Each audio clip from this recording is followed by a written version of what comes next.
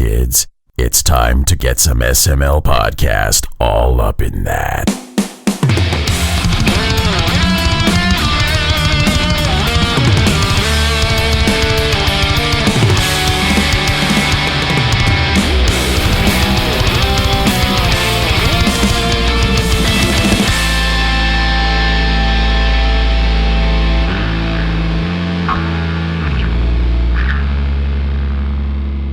What's up, everyone? This is the SML podcast. I am your host, Joe. We are creeping up on episode 500. We have another reviews episode lined up here. Not going to be a long one. Well, ideally, it's not going to be a long one. You never know when Pernell's here. Pernell, how are you doing? I'm doing okay. Though you got to admit, some of the episode length is going to be reduced because I already burned out my buffalo wing Dytra. There's plenty to talk about. Come on, Pernell. It's you. That is a good point. That is a very good point. How was your weekend? It was actually very nice. I'm still coming down from the vacation high. I was in Orlando, Florida for Dice Tower Con, and it was a fantastic time. Played a lot of board games and ate ridiculously good food and bought a lot of board games. And now I got to pay for all those things on that magic credit card. So womp, eating some old quiet food now, trying to just lose weight plus save money. How many board games did I buy? My dinner is sitting on top of the tower of them right now. That's my new kitchen table. Board games. That's my kitchen table. Really? How many did you get? Let me see. 1, 2, 3, 4, 5, 6, 7, 8, 9, 10. Holy shit. Well, admittedly, some of them were in 11. Admittedly, some 12. Okay, 12. A lot of them were in an actual lot that I got from a silent auction that was for charity. All right. And let me tell you something. I get competitive. I don't let me near an auction. It's bad. It's real bad, especially when I don't have any money, because I'm just going to bid myself to debt. So I saw a stack of stuff. I was like, the price on this is pretty nice. No one's really bidding on it. And I've always wanted to play this game. It's a board game called Super Dungeon Explorer. It retailed for $100 when it first came out. Jesus. So exactly. I'm like, I can't afford that mess. I'm not paying $100 for a board game, just for a board game. So sure enough, they had an auction tower set up there where it was someone had bought it. It was one of the main versions of the game, plus 4 of the expansions, and another game that I hardly care about, but it's in the blind, so whatever, I'll take it. So I bid $30 on it, because that's what it was at. And I was like, that's a steal if I get it for $30. All that content, walk away, and I want to just be kind of relaxed and quiet about it, but unfortunately, I couldn't help but keep looking over to see, is anybody looking at my shit? Who's looking at my shit? Every time somebody pick up a bus, I'm looking. My friend's almost scared, looking over. I'm like, "You put that shit down!" Whispering it. Pick that box. Get the fuck away from my fucking game. Exactly. That's my shit right there. Let it go. And then, of course, kill a bitch. Exactly. That's exactly what it was. It was a fire bubble. And when you see their arm reach for the pen and start writing, it's like, oh man, it's on now. And then when they walk away, you kind of casually walk up around the back of the auction setup. And you walk around to it and just with your offhand, just reach around the side and just doodle your name again and increase the bid. And then you go like you were never there. And you go sit back down. And I just kept doing that. And eventually I walked up there the last time. They were just about to take the sheet as I was writing. I was like, oh, no, you don't. Give me that. And I wrote it in there. And it was like, wait a minute. You're taking it now? He's like, yeah. You mean the auction is done? He said, yes. I was like, give that back. Let me erase $5 off this bid. You tell me I want it at this point. Let me reduce my final bid. What's the point of going hard if I don't have to? So, you dick. Hey, it's for charity, but I'm poor. All right. So in the end, they ended up reading it all off, and I ended up winning 2 of the auctions up there. One that people ignored, and they should not have, because that was a banger of an auction or a bid item they didn't catch on to. And then the one I won, and then I get home and I open the box up.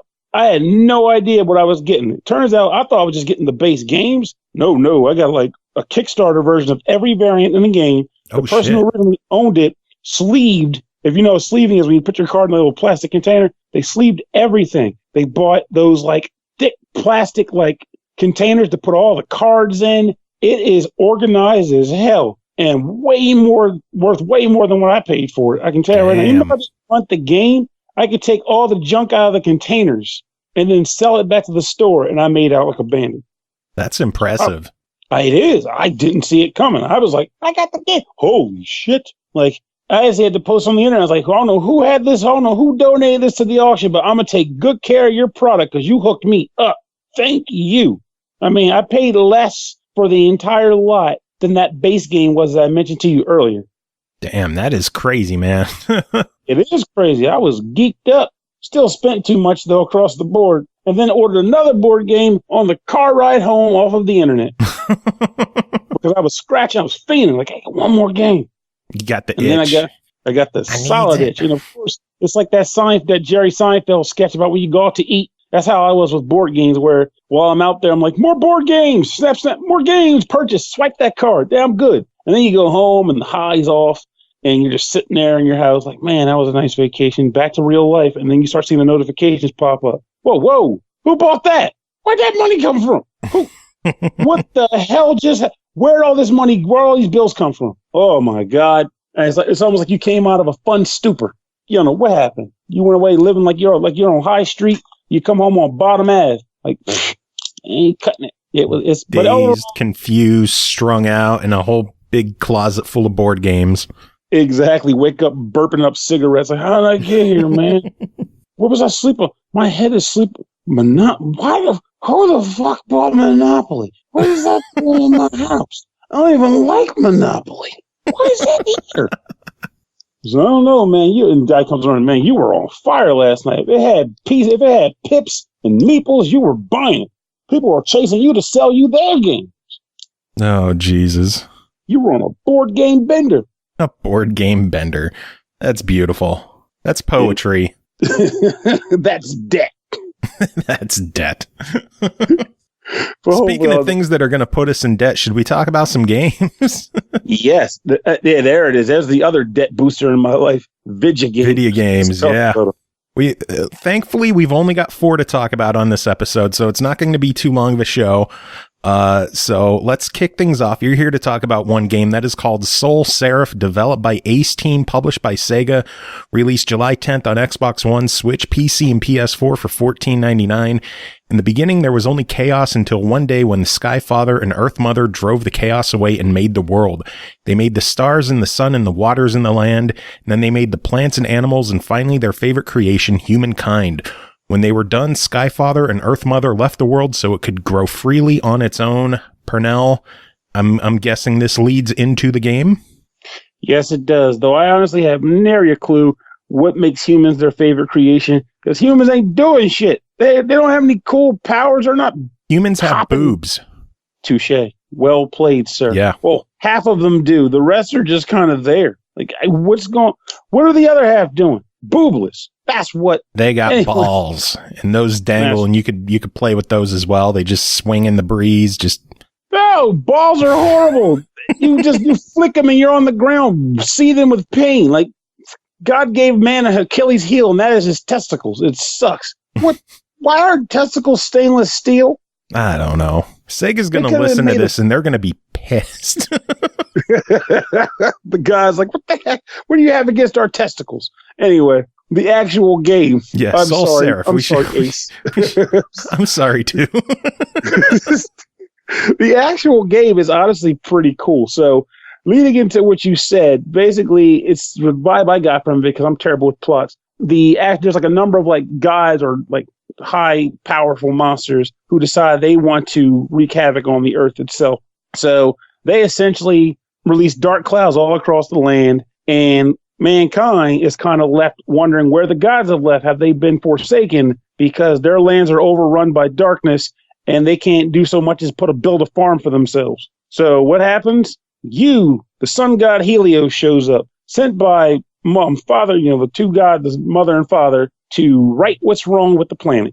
And what you end up getting is what I can easily describe immediately as a nice homage to the original game of ActRaiser, of which this game is not related, but shares a lot of qualities with. So the games consist of a scenario where you always choose a place to go on a world map. And when you arrive there for the first time, you get dropped down into a 2D platformer environment.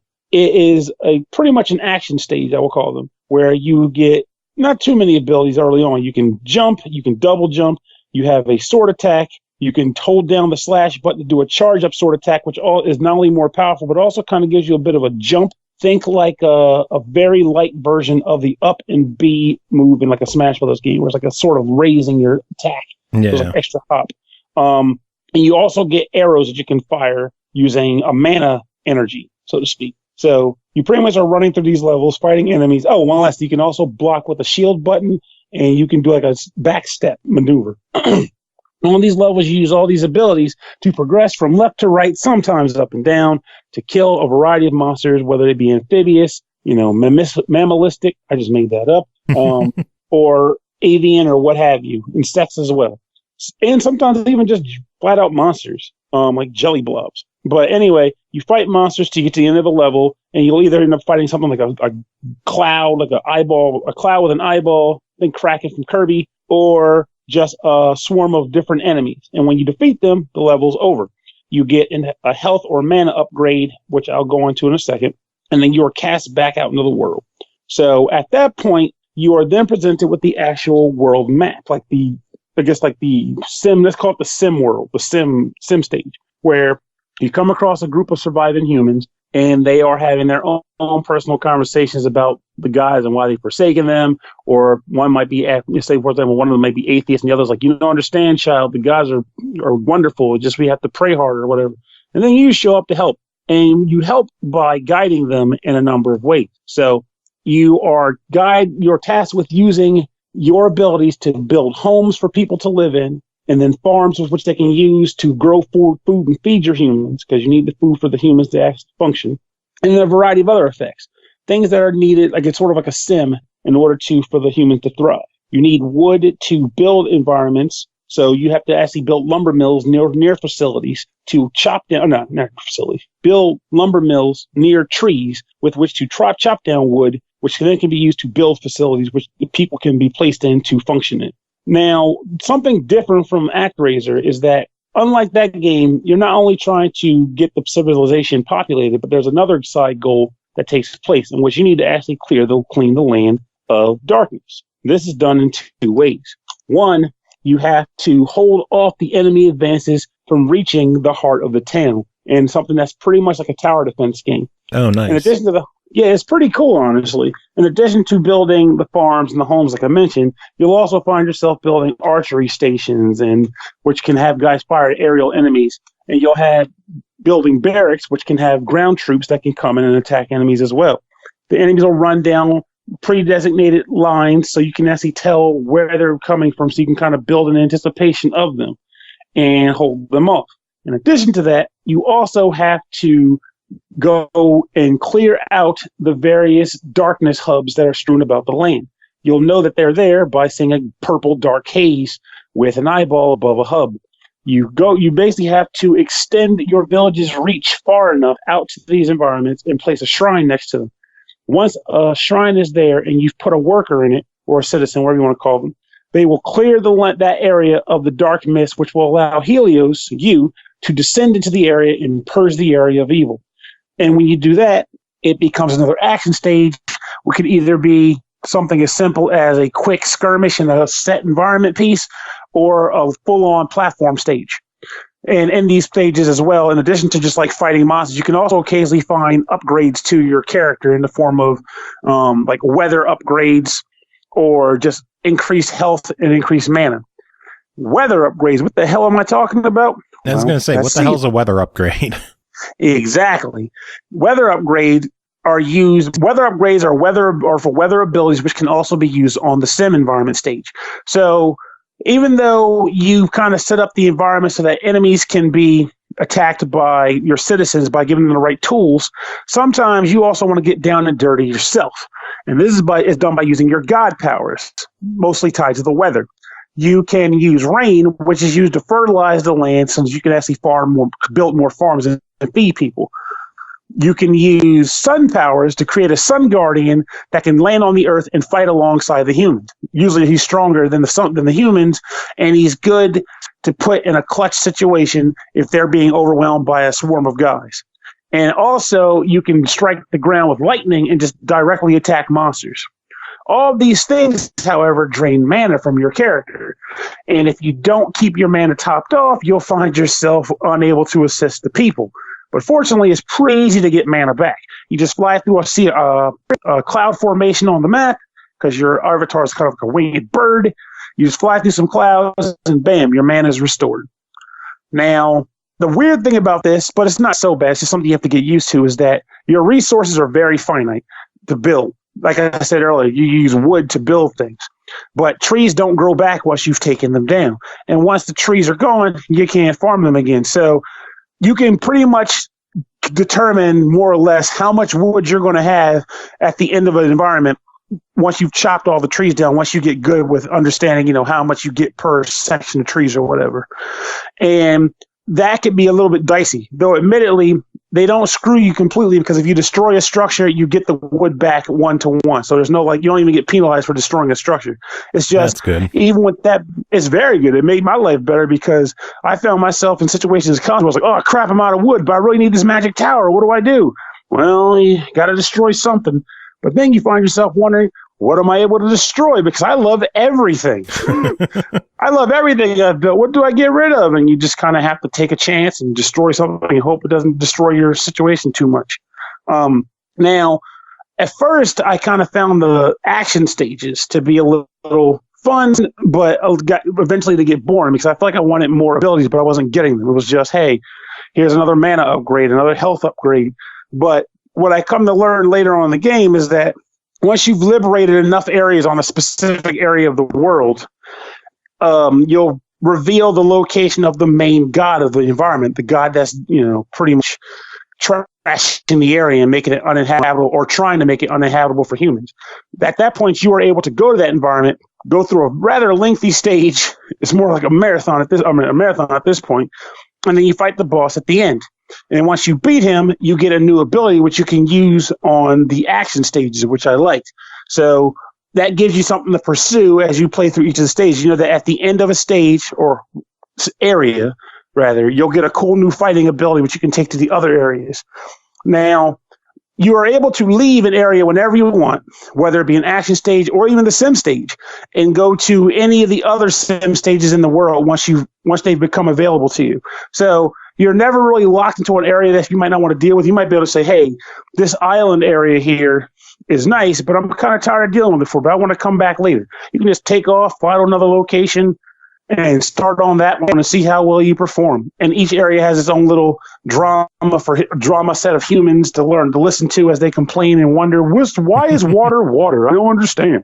Whatever. So, but honestly, I found this game to be rather fun. The only negative, general negative the game had for me, which is something you kind of just adjust to over time, is that when you are attacking in action mode, you swing with no problem. It's fluid swinging. But if you want to say, stop swinging, turn around, and maneuver, there is a bit of a delay there in that it's something you adjust to, but at first you're like, I want to, stop swinging, turn around, start swinging again. But no, you actually have to actively stop swinging and then turn your guy around. And it's like a couple seconds of response time there that you have to account for. So you just have to be prepared to know that you can't, because I'm talking about, you've played action games where you you're still hitting the attack button while you're turning left to right. So it's almost like nothing stopped. Yeah. But in this game, you have to stop attacking before you attempt to turn around, or the game is not going to turn you around. You'll just be swinging in the other direction. So that's weird. It really is. It may have been an intentional thing for all I know, as in to say you have to deliberately turn yourself around so you can't just gung-ho mash the attack button. But it's just something that I noticed, so I wanted to state it. Platformer-wise, though, I didn't have any real issues with hopping around. I mean, at worst, the timing isn't... I mean, you might have a little bit of adjustment to the timing for jumps, but it's not, broken jumping. It's not, oh, crap, I missed a jump, I'm going to blame the game. It's just, hey, this isn't Mario. This is SolSeraph. So you'll adjust to it. It won't be a big deal. So, but honestly, I found the game to be good.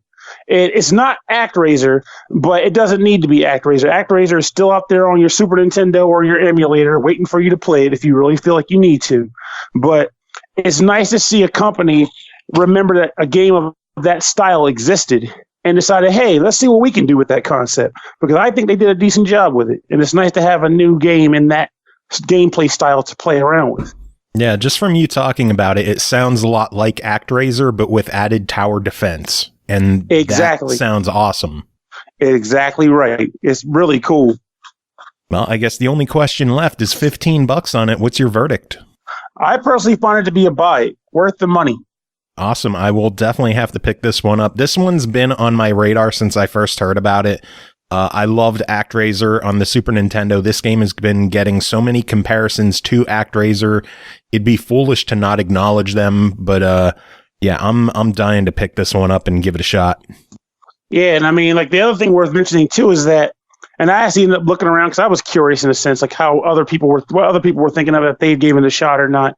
And I know some people were kind of like down on some of the stuff that I talked about earlier, but they were down on enough to be like, this was not a good game. And my thought was, it's a $15 game. It did a great job for that. I'm not paying, $50 for this title. The game plays great. Graphically, it's not going to blow your socks off, but it doesn't have to. It's just meant to be fun to be played, and I enjoy the visuals. They're not stellar, but they're nice visuals. I enjoy it, and the music is good too. That's worth noting also. Nice. I wish Yuzo Koshiro did all of the OST, but I heard he just did the actual intro screen. But nonetheless, it's still great music. So it's a good time. Awesome. Sounds good. I hope so. Does it sound buy it good? Yes. Pernell, it is always a pleasure having you on chatting about these games. Do you have any final words before we move on? Don't skimp on the gym if you start and stop, because I'm going to tell you, when you finally go back, you're going to know. Oh, my God, it kicked my ass today, and I got to get back into the groove of things. Don't skip the gym if you go. There it is. Holy shit. Holy shit, what? Yeah, it's like I'm kind of gradually purging my game collection over the course of the past couple years. And I put a good portion of my NES collection up last night, and Metal Storm was already over $100. Damn. I got a lot of expensive plastic that's just kind of sitting in my basement that, I could just emulate it. That's what it comes down to, is just the more years go by, the more it's it's been X amount of years since I've touched this and put it into a system. What's the point? Yeah. Yeah. I have to clean house too sometime. Yeah. It's I sold I think I told you I sold a bunch of my Saturn games a few years ago, and yeah. Yeah, I made bank. Fat fucking bank on that one. But yeah, this is a pretty big one. A lot of premium NES and Super NES games available from the collection, and Genesis stuff, because I saw that the lineup on the Genesis Mini, and I was like, I'll just get fucking one of those. And it's never hard. Man, I can't. Well, whatever. But yeah. Don't need games that are worth $200 sitting around in my basement. Very true. Short. Yeah, it's just yeah. It's better off in money form. This point. Always true. That is very true. Yeah. Cash is a very positive thing. Yeah, no, it's just interesting that a lot of these games I bought 15 years ago actually appreciated in value. Yeah, I don't think half the games I have on my shelves anymore are worth dick, because it's all Xbox 360. Yeah, that would be why. Yeah, things stop having value after the year 2002. Yeah, nothing matters anymore. Yeah, but it's lots of Nintendo games got expensive, Super Nintendo games got expensive, a lot of PlayStation, Dreamcast games got expensive, but after that, But yeah, it'll be a dark day. It'll be something if I start selling off my Dreamcast games. I can't imagine I'll ever get to that point. No, nothing. No, I love it too much, man. Love that system too much. It's just so cool.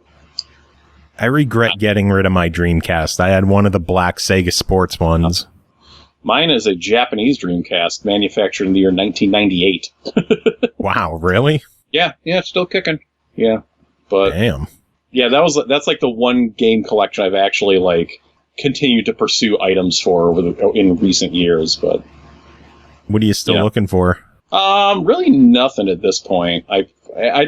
I was just basically buying games. I for a moment I was like, I'm going to buy every Dreamcast game that was released in the U.S. because that's how much I love it. And then I started looking at the games. I'm like, maybe I'll just get the ones I want.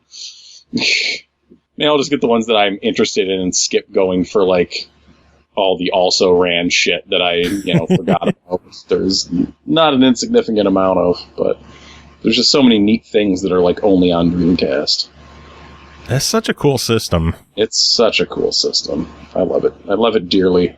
And now I miss Phantasy Star Online again. Oh, well, good news for you. Yeah. Still a year away, but finally. Still a year away. Yeah.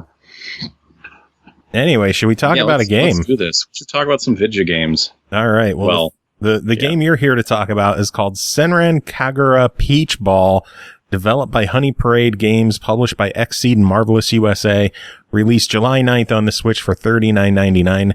Senran Kagura has transformed into a sexy pinball game on the Nintendo Switch. Bounce your ball along the curves of a crazy theme park starring a ninja girl who thinks she's an animal. Tim, tell us about it. My God. Yeah, well, I just want to get out of the way. So it's like, so the Senran Kagura games, which I reviewed Peach Beach Splash a couple of years ago and was pretty, like, actually kind of impressed with it for being, they're a smutty series of games. Oh, yeah. To say the least. But I was, like, pretty impressed with that game as a third-person shooter. So there was, and also as a fan of video game pinball and pinball in general, there is vested in real interest in the quality of this game and not just like, ha ha ha, let's see how ridiculous this game is. But that said, man, the setup for this game is fucking ridiculous.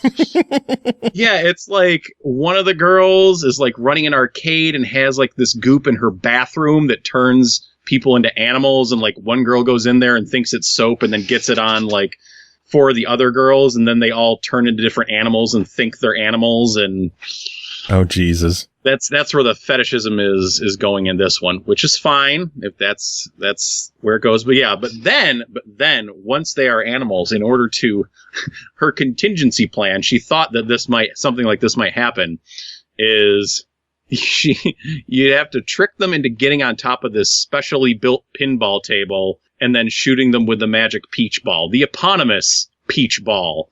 Oh boy. So that's the premise here, of what's going on. There you go. Anyway, so, can we just take a second and appreciate how ridiculous that is? The lengths they went to like give this some backstory that would quote unquote work, that's it. Definitely, like the first few minutes of the story and the setup are pretty funny just for that sake, nonetheless. So anyways, so there's only two tables in this game, and they're both kind of mediocre. They have like slightly different variations, and which I mean there's like day, twilight, and night, day, dusk, and evening. So it's like they just look a little bit different, have a little bit of different graphical effect, like nothing meaningful changes in the way they play. So you got two tables. No layout changes at all? No layout changes between the shift of day, time of day. That's what I'm looking for. It's just that. There's one that's an amusement park based. There's one that's kind of like I guess I'd say like kind of a Japanese folklore base, sort of. They're okay pinball tables. They have like a couple ramps, they have ramp loops that go around one side to the other in varying capacities. They have a few targets to hit, and there's different goals you have to hit in a crew to move forward on the table. And they all show up on the right side in tiny print. And you think about how, real pinball tables, some of that information would be up on the little display on the back glass, but a lot of times these tables will have lots of flashing lights and stuff to kind of indicate like where you needed to shoot, like give you a vague idea of like what your goals are, like what you're trying to hit. This really doesn't have that and relies on this thing off to the side that's hard to, look all the way over there. There's a reason why they put this information straight in front of you on a standard pinball table. Yeah. So what you end up doing is like you're slapping the ball around.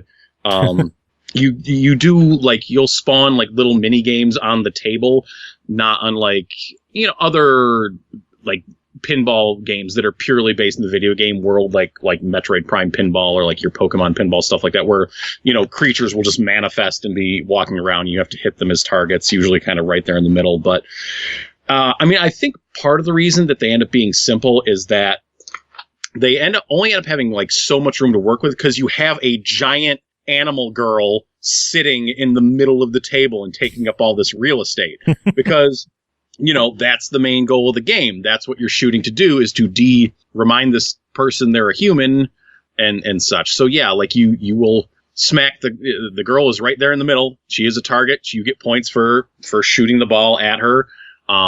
You can, there will be certain events and moments where you will knock her down into a more prone position. Of course there is. Of course there is. And once you get to a certain point, you knock them into like an off the table mini game. So they get sucked into like a circus tent or some stuff like that. And you go back there with them. And then, yeah, it pretty much just puts you on a small, like round table, gives you 2 balls. And then there's like a thing in the middle you have to hit. There's variation to it. Like sometimes it's an ice cream truck, or there's, one that is like these, I don't know, these like, it's in the Japanese folklore one, so it's like these totem things that are stacked up. And basically you hit it, they're basically like a little bonus game. So you hit him, you score some points, and then at the end of it, once time is up, there's like a little animation where, the ice cream spills on the girl's boobs in the background, or she's knocked over in some other kind of alluring prone position. Again, here we are again. So you do that 3 times. Then on the 3rd time, when you go in there, when it's, oh man, I wish I could remember what the mode is called off the top of my head, but I can't. So anyway, then you go in there and you're just straight, like, you got the 2 paddles, same small round table, except you're just bouncing the balls off of either A, her tits, or B, her ass. Depending on the situation. Just smacking it off them cheeks or those boobs. As it were. And then once you're done with that, it zooms in further, and then you're just using the paddles to smack, said boob or said ass cheeks. And then finally, that is when they are then finished off, and and it gets like, I don't know, you don't even see like a nipple or something like that, but that is when they are turned back into human form. And oh my God. Whatever. I know these games are great. I love it. I love it. Just like the way they do these things. But yeah, the problem is just that like the tables, that is kind of the major goal on every table. Like that is the centerpiece of every table.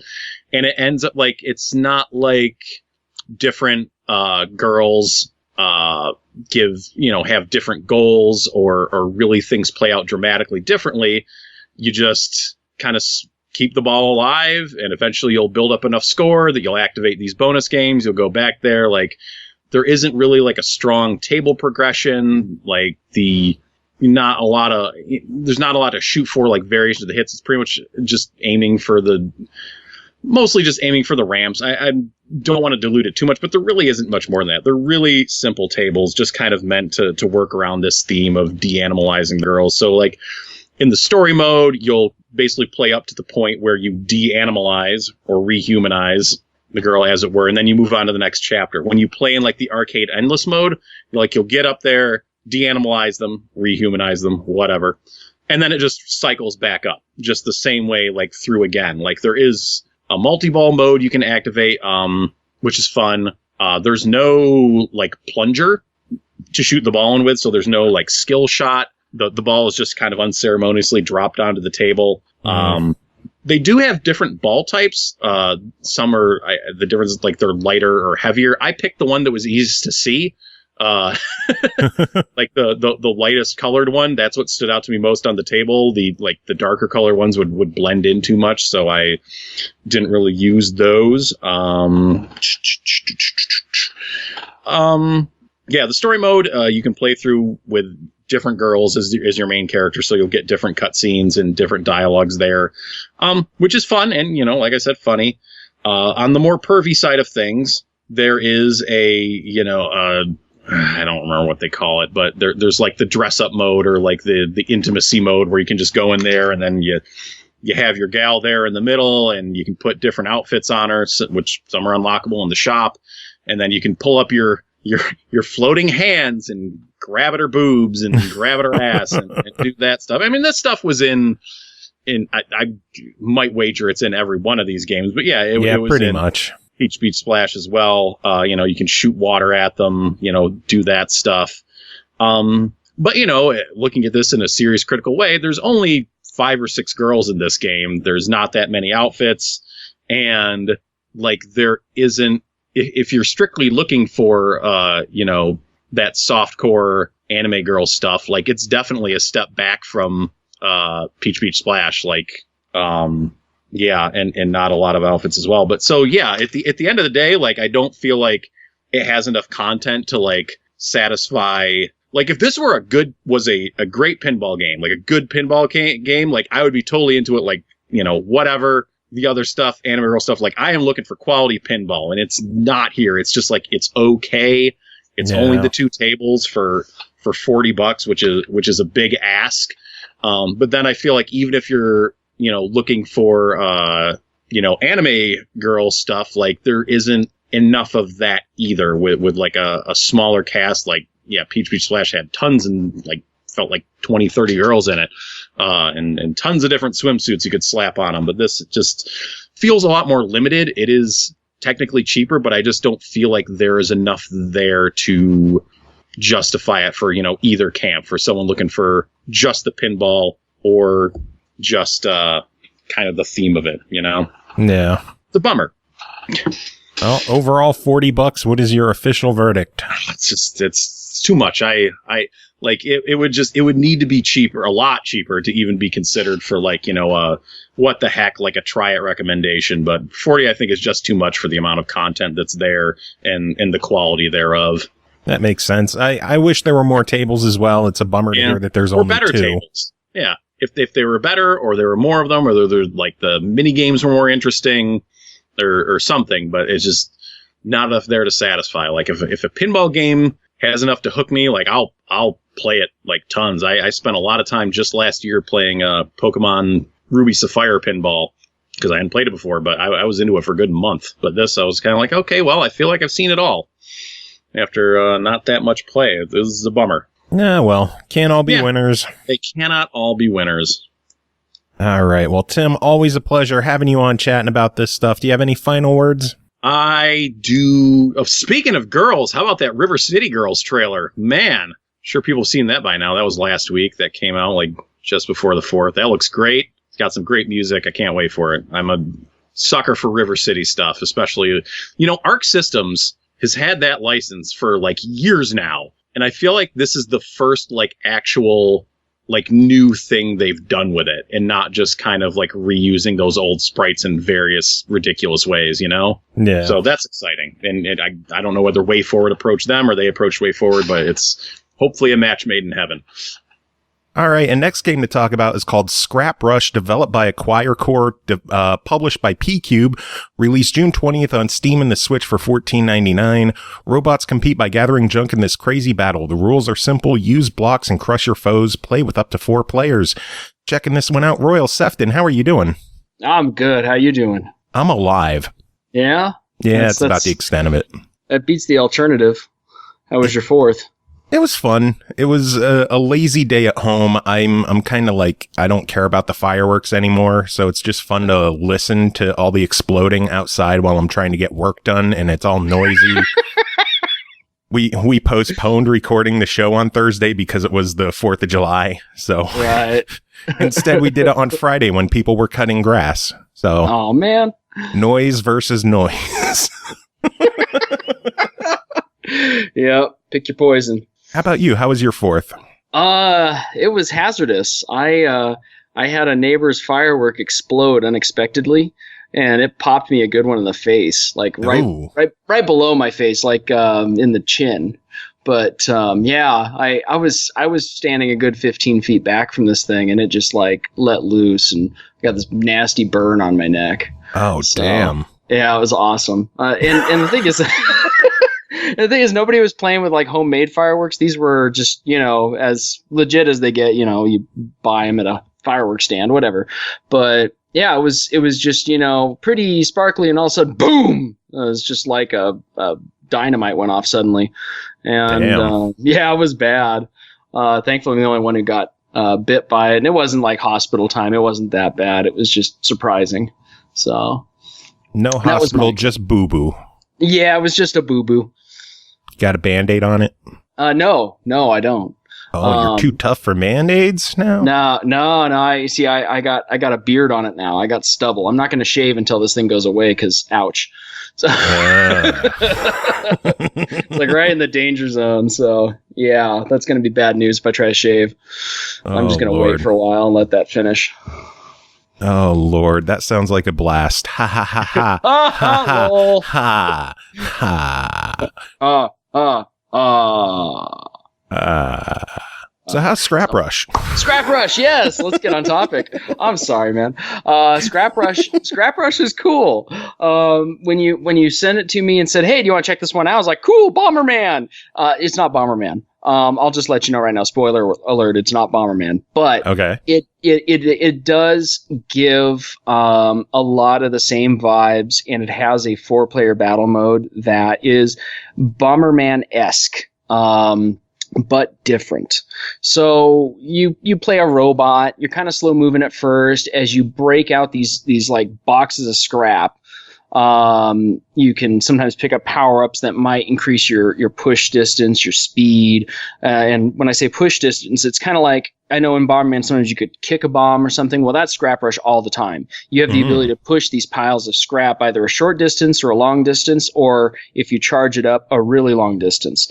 And whenever you are squaring off against other players or computer opponents, you're just trying to crush them with the scrap. Be the first to push it toward them with enough force to knock them up against a wall and squish them. And then they explode into a pile of scrap. You collect the scrap. It's kind of like your points.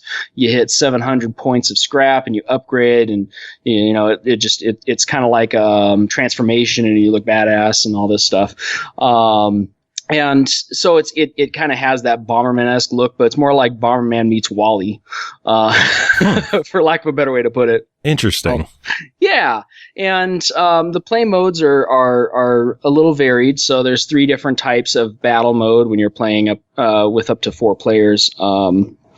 You can do this one where you have these tiles, like these team tiles, where you deposit scrap, or you can go to the opponent's team tile and steal their scrap. And you try to bump them off as much as you can. And when you do so successfully, then you are able to get half of the scrap they're carrying. I think it's about half. Same risk applies that you can have half your scrap stolen from you if you're smashed. So be careful. And, you know, you play till the timer runs out, and the team tile that has the most scrap is the winning team. Or you can do like survival mode, which is kind of pretty typical Bomberman-esque sort of squaring off, where you just have a finite number of lives and you have to be the last one standing. So you kind of got a free-for-all mode there. And then there's also some single player and co-op stuff too. So there's this challenge mode, and you have 10 levels, concluding with a boss fight, and you can do that solo, or you can do it with up to 4 players, couch style. And after you play it through normal mode, it unlocks hard mode. There's also this survival mode. It's single player only, where you just have an infinite number of opponents. And as you clear a wave, eventually it regenerates the arena. And if you are clumsy like me, you'll let the arena kill you, because it shows you where all the blocks are coming, and then crunch, you get squashed, and then game over. And then you're the one who is scrap. Exactly. So yeah, it's very fun, and I think comparisons to Bomberman are just inevitable. The reviews that I've seen coming from other folks that have played it, they all mention the same game in reference to what it's like, but it's not exactly like that. However, being like Bomberman, I will say that the number one reason that I would get killed is because of dumb shit I would do. And that's exactly what happens with Bomberman. Yes. Oops, I planted a bomb and I pinned myself in a corner. Oops, I'm dead. Or oops, I ran toward that pile of scrap that has an enemy on the other side of it pushing it toward me. Oops, I'm dead. That sort of thing would happen a lot. So, yeah, it's not incorrect to make that comparison, but the play style is quite different, and yeah, it's a real kick. Did you get to play with the kids at all? I did. They enjoyed it. We did a couple different battle modes. We unlocked a couple of the colors. The thing that's kind of frustrating is that I felt like we didn't get enough stuff unlocked, and you have to play through some of the modes to unlock more stuff. So it's kind of like a hybrid shop and achievement model where you have to unlock certain things to be able to buy them, and you accumulate scrap as you play, and that counts toward kind of like your currency for buying these things. So, you may have the 10,000 or 15,000 scrap to get in a skin or a certain other unlock or a level, but you still got to unlock other things or play through certain things to be able to do that, right? So it's and then that's fine. I'm not complaining. I suppose it'd be too easy to game the system and just unlock everything, with some sort of a friendly versus, or something. The other thing is that I kind of wish in the survival modes and early on in the single player / co-op campaign that you'd be better rewarded if you get a quick clear time. That doesn't seem to be an option. Instead, you are rewarded for hanging on as long as possible and accumulating more scrap. And that's not necessarily a bad thing. It'd just be kind of cool to see it the other way around. Yeah. So, between that and some of the game modes not being necessarily speedrunner friendly, like you have exactly 3 minutes to play through the game, that's just the dynamic of the game, which you need to be aware. Yeah. But overall, $15 on this one. What are your thoughts? I think for $15, it's pretty much a buy. I mean, there's so many good things to say about and so few bad things. Like, I even felt like I would complain that the AI seems kind of brain dead or slow, but there's still a hard mode to unlock afterward, and there are times when it caught me. So I can't even really make that claim. Just because it was, relatively easy, I don't feel like it was too easy, and I feel like it's very playable. You get a few people together, it's a lot of fun. So for $15, I think it's a great game. Nice. Sounds awesome. Yeah. I encourage you to check it out. I will quite possibly pick this up on the Switch. I don't know if they have plans for PlayStation or Xbox, but I would love to see it on there. Maybe with some online crossplay. Maybe. That would be cool. Yeah. It's just Steam and Switch right now, right? Yeah. Yeah. So Is there any online to it or no? No, not that I saw. But, the thing that's cool about playing it on Steam, or I should say playing it on a Windows computer, is you can always use something like Parsec and invite people to play with you over the network that way. True. So, yeah, in that sense, you could kind of set something up. But I didn't see an option for, online multiplayer. I think it's pretty much only couch. That's a bummer, but it makes sense. It's only a $15 game, and online play isn't the easiest thing in the world to make work, so... Yeah, but I do have to plug Parsec unrelatedly just because I've had such great success with it. I would recommend to anybody who's trying to kind of retrofit, a couch-only game to play online. Seems to work just perfectly. I'll have to check that out, and we'll have to play something together. Yeah. Awesome. Well, Royal, it is always a pleasure having you on chatting about games. Do you have any final words?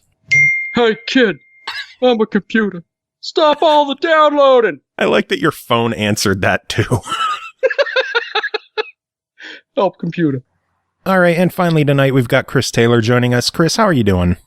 Hey, doing all right. You're on a short one. Are you excited? Yeah, so excited. You're going to try keeping this bitch under an hour. I don't know if it's going to happen or not. It all comes down to you, but we'll see. Fingers crossed. I mean, look, I could summarize it in 5 words. But I feel like we owe KEMCO a little more than that. A little more. So how was your weekend? Pretty good. Largely streaming Skyrim. I'm on a different build now, doing a necromancer build now on a legendary. Call it the Army of Dankness. Nice. How many characters do you have in Skyrim right now? Oh, geez. Well, I'm on my 3rd one for streaming. In total, I'd say probably 20 to 25. Jesus Christ. I was expecting 7, 8. No. Holy shit, man. I literally ran out of saves on my primary account, my US account, where it was you need to delete some of this stuff, or you need to not play this anymore. So I because they only allot a certain amount of save files, I guess, or a certain amount of memory for save files for Skyrim or something like that. And so I don't know. I've never hit the capacity of what Skyrim allows, so I don't know. Exactly. Yeah. So I deleted a couple of characters and trimmed down a lot of my I removed all the auto saves because every game has 3 auto saves, all this other stuff. And at the end of it, I still filled it up, and I ended up having to start building them on my UK account. Oh my god, that's incredible. Yeah, I play that game a lot, and anybody that wants to can catch me doing it on the Twitch. And where is that at again? Twitch.tv/LiarExaggerate. Nice. Yeah, like the character in EarthBound. LIERXAGERATE. And if you haven't played EarthBound, you should probably do that too. Yeah, you should do that. I don't think I'm going to play EarthBound on stream yet, but no. No, right now it's all Skyrim because I only have my PS4 to stream from, so... All Skyrim all the time. All right. Yeah. Oh, yeah. Well, should we talk about the game you're here to talk about? Yeah, I guess so we don't go over that hour. No, I'm sure we're going to break it, but who knows? We'll see. Final game to talk about tonight is called Asdivine Dios, developed by EXE-Create, published by KEMCO, released July 4th on the Switch for $12.99. When a spate of disturbances erupts across the globe and an ever-spreading murk threatens to destroy it, the deity of Asdivine himself takes up the cause to save the world he created with his own hands. Suffering from an unfortunate loss of his own divine powers, is there any hope he can succeed? Chris, any hope? I mean, the game has an easy mode, so some hope. Or actually, if you really get stuck, you can just purchase any one of the number of experience enhancers and things like that they sell separately that you can download for the game. Yeah, because this is one of those. Yeah, Asdivine Dios for Nintendo Switch. So basically, as you may know, I reviewed Asdivine Hearts 2, which, given the similarity of the titles and the fact that the world is called Asdivine, this game is related to that game. Shocking. Shocking, except what's even more shocking is that it is in no way related to that game. It's Asdivine, but in name only. The reason I say that is because, Asdivine Hearts 1 and Asdivine Hearts 2 have a thread going through them. There's the same characters, a couple maybe different things, but in 2 years of development, which is in KEMCO EXE-Create years is like an eternity. But Asdivine Dios actually, if you look back through the original releases, this one actually came out very shortly after Asdivine Hearts. So it was probably developed right around the time Antiquia Lost came out, which that one they both came out in 2015, and Asdivine Hearts came out in 2014, but Asdivine Hearts 2 came out in 2017, a little later. So you know your KEMCO games all too well. I have to research them because it's sometimes hard to describe these games as being different. Because I'm about to get into how it's the same. But it's important to note how it's different because I've mentioned it ever since I was reviewing these things on the 3DS. Every KEMCO EXE-Create game that comes out tends to improve on the prior game, usually by adding features, sometimes by just cleaning up the graphics a little bit. But I mean, that's to say the games that are released in the US. For instance, there's 5 Alphadia games in Japan. We got one. Yeah, we got the first one, and it's on 3DS. But they have they have 5 of them, including 6 if you count Alphadia Genesis. So you see where I'm going with this. I'm only able to trace it through the US releases. So this game just came out. However, I would actually say that in the general KEMCO timeline, this game is to be judged based on its proximity to the original Asdivine Hearts and Antiquia Lost, which is also available on Switch, and I've reviewed before. I think it just recently came out on Xbox, right? Think so. I think we reviewed that, yeah. So yeah, this is so in general, this game is like all the KEMCO EXE-Create games that are the sprite based entirely, that kind of have this 32-bit look to them. Characters are pretty detailed. I say that because that's in opposition to Dragon Sinker and what's that one called? Alvista Chronicles or something like that. Oh, Alvastia Chronicles. Alvastia Chronicles, thank you. It's hard to get these titles straight. But the ones there are a lot of them. Yeah, the ones that are like really 8-bit, this is not one of those. Nor is it like the Revenant Saga and Revenant Dogma, which are 32-bit sprites, but then jump into cinematic full 3D battles. This one is, like I said, to be lumped along with Asdivine Hearts and Antiquia Lost. So it follows a completely different story than Asdivine Hearts, so I would consider it maybe a side story. But I actually don't. It takes place in a planet called what the frick is this game called now? Asdivine. I was about to say Alta Vista again, which nobody's seen Alta Vista in years. But yeah, so Asdivine. So it is in this planet, but it doesn't really make any references to the events or characters apart from the fact that there are deities, and deities can take human shape, or in the case of, Asdivine Hearts, the shape of a cat. And yeah, I actually took screenshots of the world maps and compared them because, Dragon Quest did this where, between Dragon Quest 1 and 2, they actually do have consistent maps. And yeah, totally different maps. So they just made a whole different game and just called it Asdivine. So it follows the deity of the world, that is to say, basically God, has become a, silver-haired, just kind of generic RPG dude character. And he's investigating this thing called Merc, which is to me at first seemed like an analogy to pollution or something like that, because he's like, humans are responsible for the Merc and all this other stuff.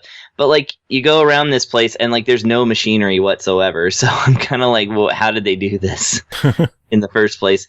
But the Merc, they do the thing where, and a lot of the KEMCO EXE-Create games do this, where they come up with cute little stories for why monsters attack you and things like that. They always try to explain with lore, these basic JRPG mechanics, which I always find that adorable. And anyway, so he teams up with a fairy underling, and it's one of the KEMCO EXE-Create kind of things where every character just kind of has one or two personality traits. So your dude is an all-knowing god who's stuck as a human.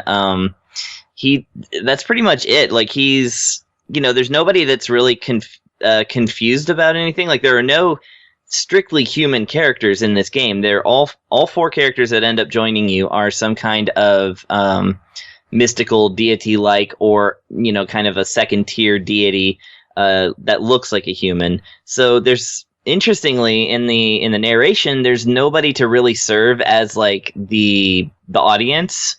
How when you have an all-knowing being, you always have to have somebody that doesn't know anything, so that person then explains everything so that the audience kind of knows. Yeah, there's no stand-in for the audience, really. The guy just kind of says stuff, and everybody's like, yeah, we already know that. And that's just kind of his whole personality, is just explaining stuff. I think it's kind of funny because the first character that you run into is an overly chipper, anime girl. And, she's actually lived on the planet for something like 200 years, and hasn't been wherever else they live in a while. And so she's just perpetually a child, and she, I guess, just keeps making friends with generations of this one town. And so everybody knows her and protects her and stuff. And so it's funny that, in the first town, your guy's treated like a hoodlum. Because even though he's God, everybody's like, this. I don't like this guy. He seems shady. His shirt is open. That's scandalous. No. He has a little man cleavage. It's true. Nice. Yeah. And so, anyways, yeah, the game is cute. It's a little more serious, I think, than Asdivine Hearts, which is interesting. It's well written. I actually quite enjoy it. The only, but when it comes to KEMCO EXE-Create, really what it's all about are the mechanics. It's all about what the game offers that, that makes you want to play it. So for me, the thing that like they kind of introduced in this era, I don't even remember if it was in Asdivine Hearts, but it was definitely in Asdivine Hearts 2 and Antiquia Lost and, those kind of things. But the gambling system, wherein you get random tickets or points from an enemy. And by the way, they always have a name for the points. So like they're holy points in Asdivine Hearts 2. In this game, they're just called they're just called Asdivine Dios points, ADP. So this was clearly an earlier experiment in that they decided not to hide behind the lore on this. They're just like, you want this.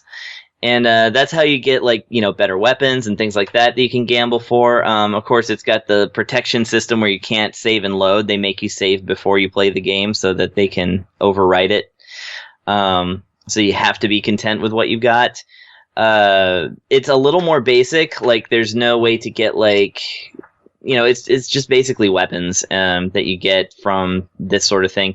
And this game does have the mechanic whereby if you have one sword and then you find a stronger sword, you equip that stronger sword, you can have that stronger sword consume the weaker sword and turn it into experience points for that sword.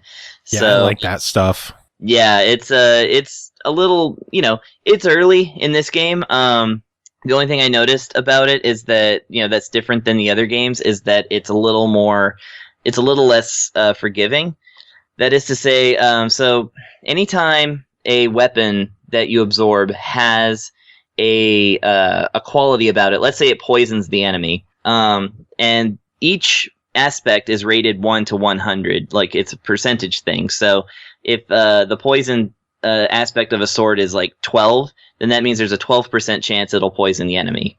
And basically, once a weapon has that aspect at a certain level, you can transfer that aspect in, it destroys the weapon that you're doing, but you can take your stronger sword and then put that poison effect on it if it's above a certain level. Well, on the usual games of this ilk, it's like 30% or whatever higher. So if poison is at 30%, you can transfer that poison to your new sword from your old sword. And in this game, it's actually 50%, which is considerably higher. So you end up kind of collecting all these poison swords so that you can kind of raise the percentage on one poison sword before you transfer the power over.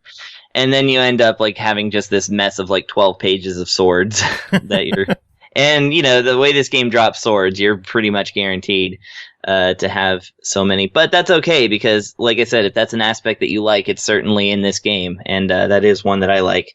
The only thing that's kind of different from this one, and it's in neither Asdivine Hearts nor Antiquia Lost, is that the menu system is completely different. It's I guess they decided, because normally it's about 10 icons and each one has nice bubbly letters across. It says save, load, menu, or options and status. This one only has this field, 4x4 field, so 16 different things. All of these options are just icons. However, when you go over the icon, it actually has this it has text across the top of the screen that describes what it is. So I'm like, why not put it in the picture? Why not put a word on the icon so that it and plus the save and load look exactly alike. It's a parchment with a quill pen, and the save one has an arrow pointing towards the parchment, and the load one has the same colored arrow but pointing away from the parchment. And so it's really easy if you aren't sitting there reading the top of the screen to be like, am I saving or am I loading? And, because it takes you to the exact same screen, and only just a little thing says save or load. It's I can see this one being very confusing. So clearly that's something they went away from. They went right back to the original menu style for all the rest of the game. So that's just a little hiccup in this chapter. But yeah, apart from that, like I said, it's got the gambling system, it's got the weapons-eating weapons system. It actually has the unity system, which allows you to combine attacks from different characters and do like kind of these super attacks if you have them charged up.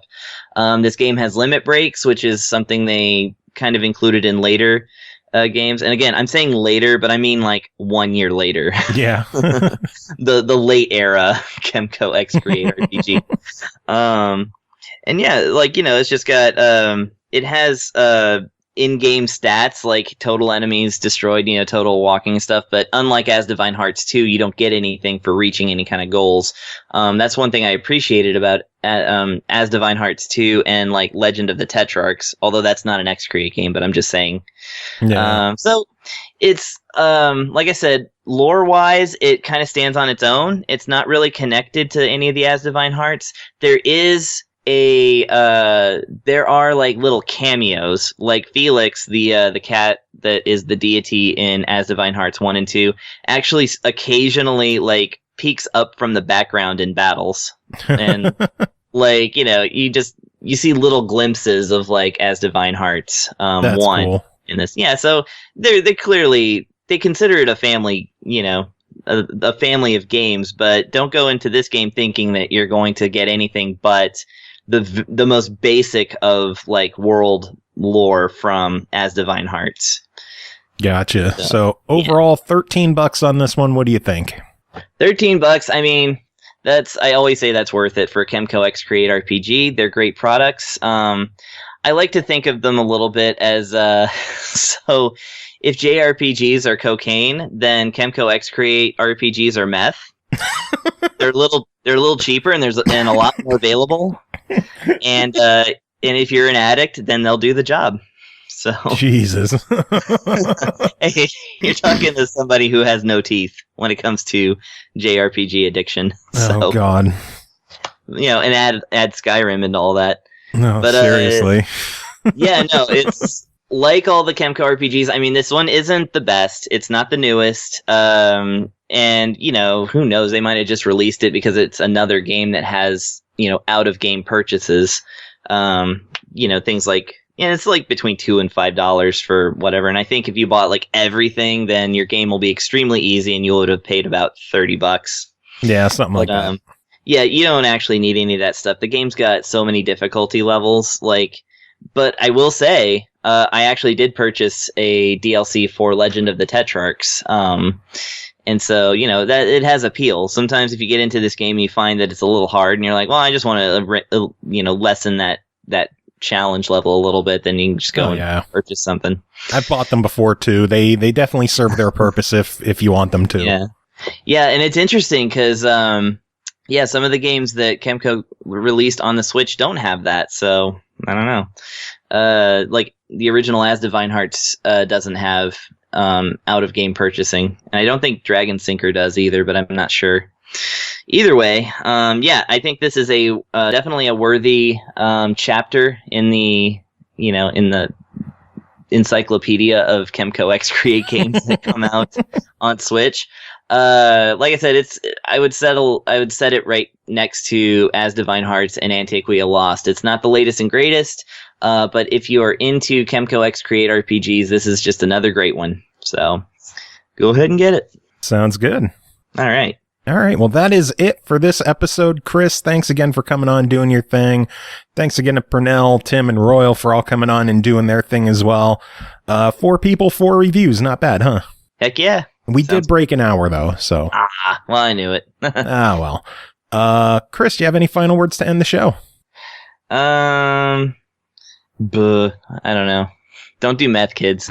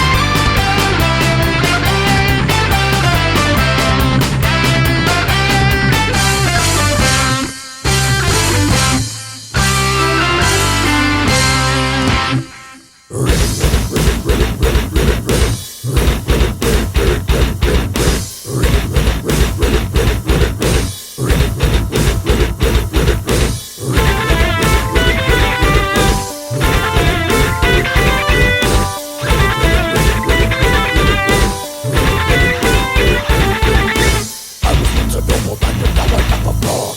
I was hunting money, I'm an outlet in the bog. I was like my body is with the hood and cloak. I will slay my enemies, yes I will make them broke. I get some really strong so I can trouble them high. When I do my abstract money, you will surely die.